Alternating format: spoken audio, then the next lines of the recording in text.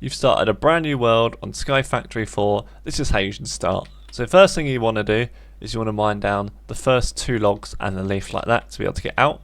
Luckily we've already got a sapling, but in most cases you won't have that yet. So what you want to do is get a crafting table and some sticks. You're just going to pop the crafting table down for a second.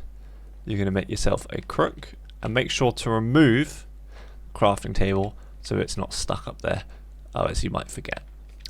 Then you're going to use your crook to go along around the leaves. The leaves will not despawn if you haven't mined the wood yet, so you're pretty safe to stand on these leaves, as sketchy as it looks.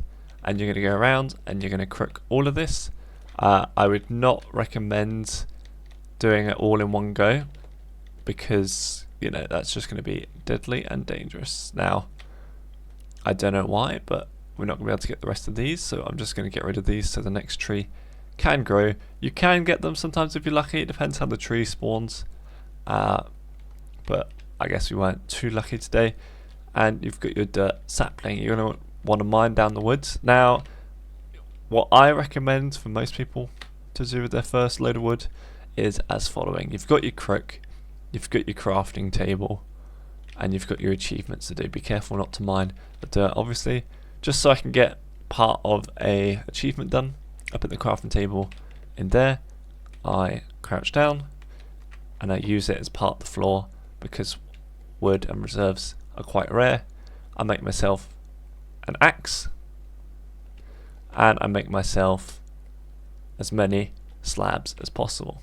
This way you can actually place down a lot more of an area. You can have more of an area to run around, but also using half slabs means that mobs aren't going to be able to spawn on your slabs, especially near spawn. So I'm just going to use these, and I try and make a 5x5 between each tree, just so you have space to run around, especially if it is an extra big tree, and different saplings are going to start giving you bigger sized trees later on in the game, especially with the OG Minecraft saplings. For now we've got this, it's a bit sketchy. I would do it again. I'd make sure you've got a 5x5 platform, and all you got to do is place down your sapling that you've got, and if you crouch like so or run around, I mean I wouldn't recommend it on a small platform like this, but if you crouch or run, these little green sparkles will appear, and that actually is speeding up how fast your tree grows. And there you go, that's how you should get started on Sky Factory 4.